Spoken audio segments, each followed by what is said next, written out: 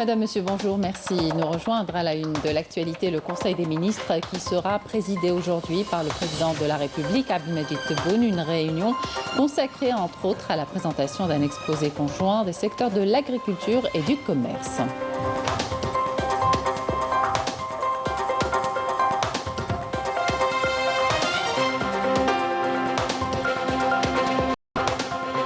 Lancement aujourd'hui de l'opération de vente de billets de voyage des supporters de la sélection nationale de football qui feront le déplacement au Cameroun pour supporter l'équipe nationale, et ce à des prix subventionnés suite aux instructions du président de la République.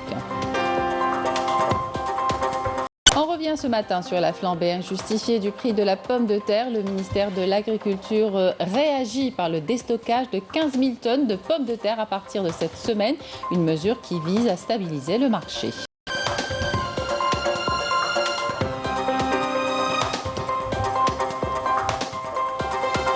À Tiaret, c'est toute une nouvelle dynamique qui est en train de naître grâce à la nouvelle politique économique visant à encourager l'investissement. L'exemple ce matin d'une unité de fabrication de portes et fenêtres en PVC. Il sera question de préservation du patrimoine documentaire, notamment des manuscrits. Pour cela, on ira à Gardaïa où l'opération d'indexation en cours. Près de 13 000 manuscrits ont été numérisés, ce qui facilitera leur accessibilité aux étudiants et aux chercheurs.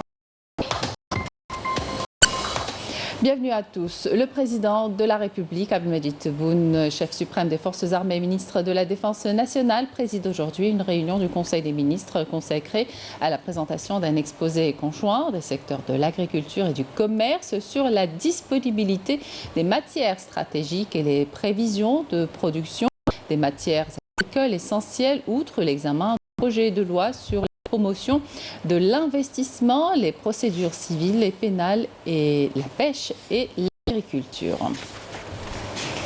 Suite à la décision du président de la République, Abdelmadjid Tebboune, de prendre en charge les supporters de la sélection nationale de football qui feront le déplacement au Cameroun pour supporter notre équipe nationale, le président a enjoint le Premier ministre Ayman Ben Abdelrahman de lancer à compter d'aujourd'hui l'opération de vente des billets de voyage à destination du Cameroun à des prix subventionnés et d'assurer tous les moyens pour la réussite de cette opération. Et justement, suite à cette décision, le ministère de la Jeunesse et des Sports organise 12 vols pour le transport des supporters de la sélection nationale de football vers Douala. Les vols décolleront d'Alger, d'Oran, Constantine, Ouargla et Béchar. L'agence Tourine Voyage Algérie est en charge de la commercialisation de l'offre. Le tarif définitif de l'offre, toute charge comprise, a été fixé à 85 000 dinars. S'agissant des conditions de voyage, le ministère souligne que le supporter désirant se déplacer à Douala doit être âgé de 18 ans et plus, muni d'un passeport dont la validité dépasse 6 mois, un pass sanitaire de vaccination contre la Covid-19, une vaccination contre la fièvre jaune et la prise des médicaments anti-paludisme, relevant que les services du ministère de la Santé prendront en charge l'aspect sanitaire. Et sachez enfin que le dernier délai de l'opération de vente a été fixé au 15 mars. Je vous invite à présent à écouter les réactions de quelques supporters. يقدر الشعب الجزائري المواطنين الشباب يطلعوا يساندوا المنتخب الوطني ويكونوا معاه في ان شاء الله يكونوا ان شاء الله يربحوا ومثال زعما نقولوا دوك الشعب ليكيب ناسيونال كيطلع يساند الشباب ويشوفوا المقابله وان شاء الله تكون نتيجه مليحه وحنا نفرحوا ويفرحونا ان شاء الله كيما العوام اللي فاتوا. القرار اللي داروا الرئيس والله حاجه مليحه خويا العزيز، كيما نقولوا الشعب الجزائري دوكا قاعد ضامن بعضها باش نروحوا كيما نقولوا ساندوا الفريق الوطني تاعنا. ان شاء الله يا خوتي كاع نشوفوكم ثم والسومه اللي دايره تاع تشري البي والله مليحه، كيما نقولوا يا ودي انا واحد من الناس دوكا هكذا نخمم باش نروح 1 2 3 في فالارجيرو رانا معاها الخضره ديما رابحه ولا خاسره. كاين اللي يحبوا يروحوا سيبورتيو ليكيب ناسيونال تما تبون دار عفسه مليحه لي سيبورتور.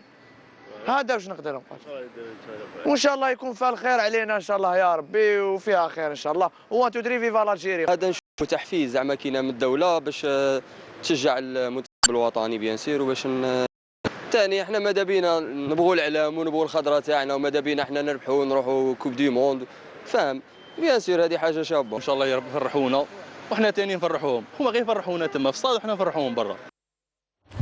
Pour rappel, l'équipe nationale de football affrontera son homologue camerounaise le vendredi 25 mars à 18h, heure algérienne, à Douala, tandis que le match retour se jouera 4 jours plus tard, à savoir mardi 29 mars au stade Chahid Mustafa Chaker de Blida à 20h30. Le vainqueur de cette double confrontation se qualifiera au Mondial 2022 au Qatar. Dans l'actualité également, aujourd'hui au Centre international des conférences Abdeltif Rahal à Alger des travaux de la 74e réunion de la Commission exécutive de l'Union des conseils des pays membres de l'Organisation du Congrès islamique, présidée par le président de l'Assemblée populaire nationale, Brahim Bourali. Les travaux porteront sur les questions d'intérêt commun en rapport avec les préoccupations du monde musulman dans le contexte actuel. Un certain nombre de questions organisationnelles seront également abordées lors de ces travaux. Il s'agit notamment de fixer la date et le lieu de la tenue de la 17e session de l'OCI. On revient ce matin sur la flambée injustifiée du prix de la pomme de terre. Le ministère de l'Agriculture a réagi à cette hausse. Une opération de déstockage de 15 000 tonnes de pommes de terre est programmée à partir de cette semaine. Une mesure qui vise à stabiliser le marché. Une opération qui va permettre d'alimenter les points de vente de proximité qui seront ouverts par les structures sous tutelle du secteur. Desrine Ben Saidi, Malek Darahmoun.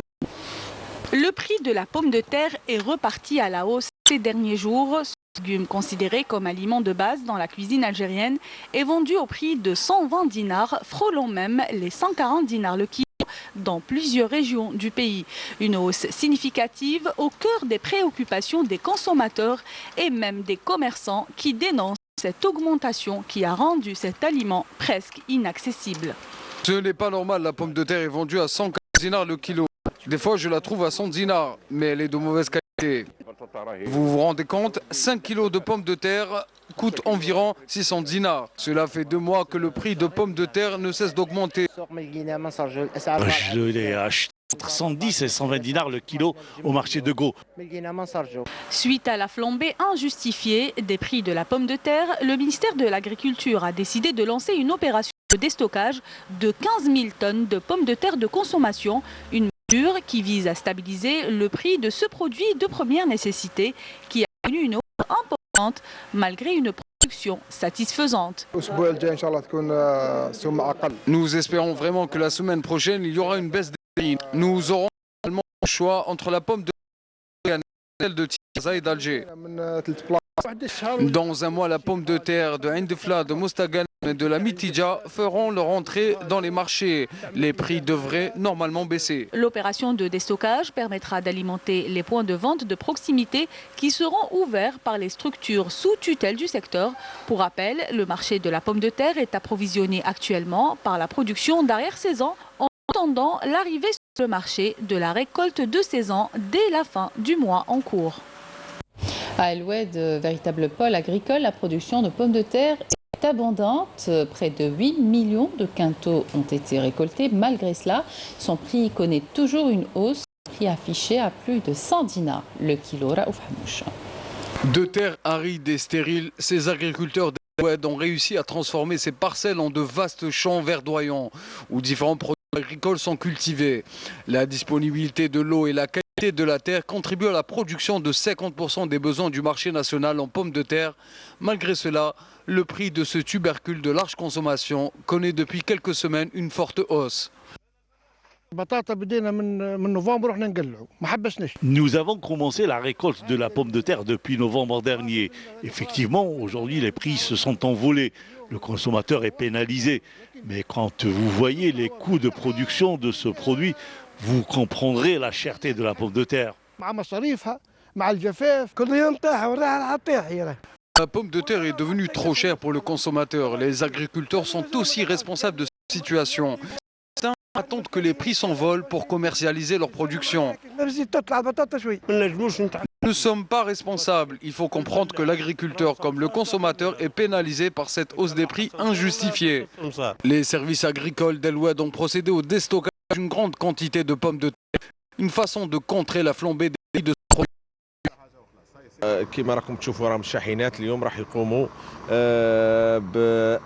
Comme vous le voyez derrière moi, ces camions chargés de pommes de terre vont alimenter plusieurs régions du pays afin de stabiliser le prix de ce produit de première nécessité. Il ne faut pas oublier l'apport de la wilaya d'El Oued et de ses agriculteurs qui sont pour alimenter le marché national de manière significative. À l'heure où je vous parle, près de 8 millions de quintaux ont été récoltés. Nous avons enregistré une légère baisse des prix. Cette opération de déstockage permettra, je l'espère, de fixer le prix de la pomme de terre à des prix abordables, notamment avec l'avènement du mois sacré. L'opération de déstockage de pommes de terre se poursuivra dans les prochains jours, une mesure urgente qui permettra de stabiliser les prix de ce légume de large consommation. Disponibilité de l'aliment de bétail à El Bayad. Les éleveurs n'auront plus à se déplacer vers d'autres wilayas pour s'approcher, notamment avec les facilitations administratives. Amel Isseri.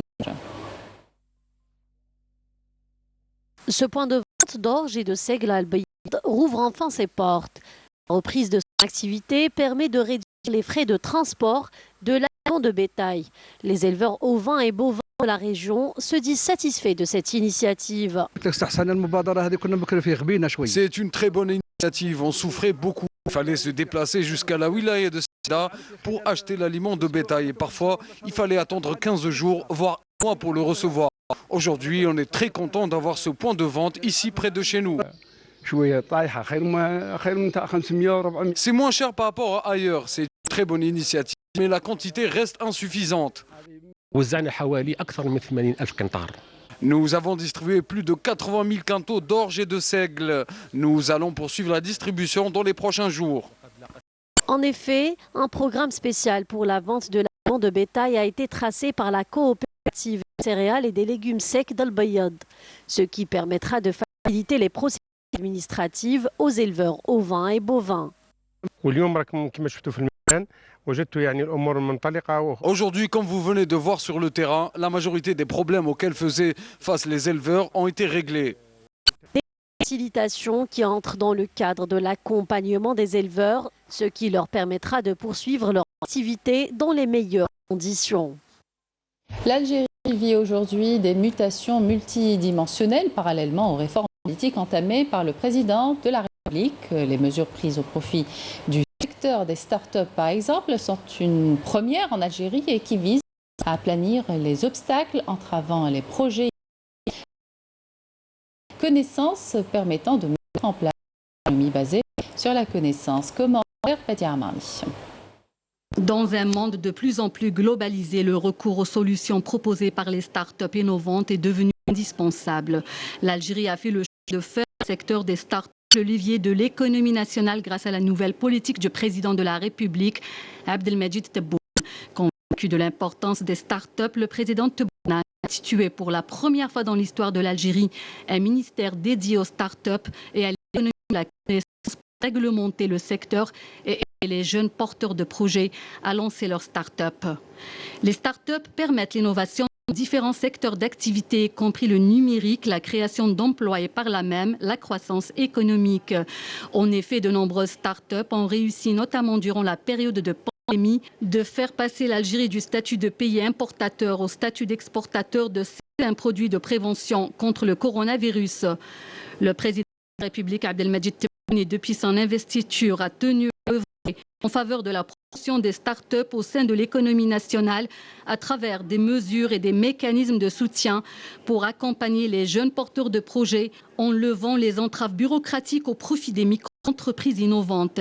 Ainsi, une plateforme numérique a été lancée pour permettre aux dirigeants de start-up d'effectuer toutes les procédures administratives en ligne pour l'obtention de labels de tout type de financement et des avantages fiscaux et parafiscaux. Ceci en plus de la création de l'Algerian Startup Fund, un fonds public pour soutenir les start-up innovantes, et Algeria Venture, un incubateur et un accélérateur pour accompagner ces projets. De nombreuses autres mesures sont prises pour encourager les porteurs de projets à créer leur propre start-up. Le président de la République continue à encourager les jeunes Algériens porteurs de projets à créer leur propre start-up avec un objectif, en faire des champions nationaux et internationaux, créer sur le moyen et long terme un climat d'investissement favorable pour attirer des capitaux étrangers à même d'investir dans les start-up algériennes. La relance économique commence à donner ses fruits dans la wilaya de Tiaret, surtout après la levée de certaines barrières sur l'investissement. Un exemple d'investissement privé dans cette wilaya des hauts plateaux de l'ouest du pays. Cet ancien importateur converti en fabricant de portes et fenêtres en PVC. Reportage Abdelmajid Ben Qassi et Nourdine Qassi. Alimenter le marché local et ensuite national en portes et fenêtres en PVC. Tel est le défi relevé par cette entreprise qui produit près de 3000 unités mensuellement.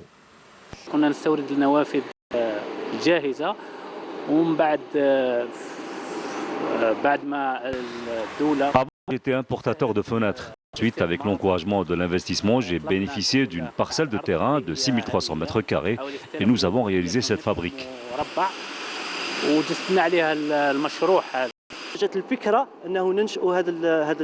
Nous avons eu l'idée de lancer le projet pour fabriquer un produit de qualité et au meilleur prix.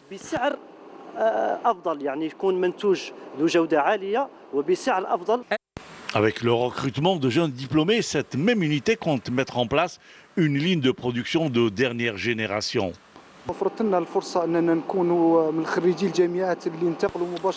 J'ai rejoint cette unité juste après l'université. Ensuite, nous avons appris avec les étrangers. C'est une excellente initiative. Le travail avance bien. Cette entreprise est une très bonne opportunité pour moi. C'est toute une nouvelle dynamique qui est en train de naître à Tiaret. Une dynamique née de la nouvelle politique économique visant à encourager l'investissement. L'actualité à l'étranger à présent, en Ukraine d'abord, les frappes qui ont visé ce matin une base militaire dans l'ouest de l'Ukraine près de Lviv ont fait 9 morts et 57 blessés selon un premier par les autorités militaires régionales. Et le maire de Lviv, l'Ukraine craint un encerclement de Kiev et promet une défense acharnée. Mariupol espère l'arrivée d'un convoi humanitaire. Cette frappe intervient alors que la Russie a menacé hier samedi de cibler les livraisons d'armes occidentales à l'Ukraine, maintenant notamment les systèmes de défense aérienne portée et les systèmes de missiles anti-chars. Et puis la Chine qui a jusqu'à présent réussi à maintenir les cas de coronavirus à un niveau très faible enregistre ce dimanche son le plus élevé en 2 ans. Et face à cette augmentation, les autorités ont fermé les écoles de Shanghai, confiné les quartiers centraux du centre technologique du sud de Shenzhen, ainsi que des villes entières du nord, tandis que presque 10 de lutte contre des faux au Delta Omicron. Plusieurs près désormais mesures douces et pour prévenir la propagation du virus. Les économistes avertissent que les mesures radicales nuisent à l'économie du pays. Retour en Algérie et direction Ghardaya où il est question de préservation du patrimoine documentaire, notamment les manuscrits pour les générations futures et leur diffusion, une sauvegarde de la mémoire collective qui passera par la numérisation de ces ouvrages. Yasmine Saoudi. Menacés de disparition, les manuscrits qui résister aux aléas du temps passeront désormais au numérique. Grâce au dévouement de plusieurs associations à caractère culturel et de bénévoles de la le patrimoine littéraire de la région est désormais accessible au grand public. L'opération d'indexation est en cours.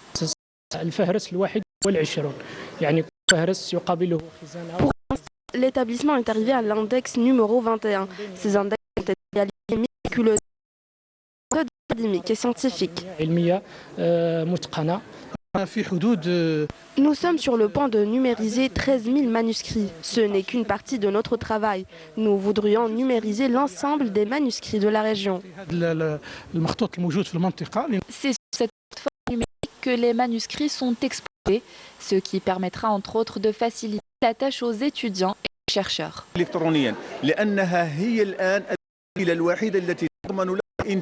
La numérisation est la manière de mettre ce patrimoine littéraire à la portée. À travers cette galerie virtuelle, l'une des principales composantes du patrimoine matériel de la région est désormais disponible en un seul clic qui contribuera à la sauvegarde de la mémoire collective.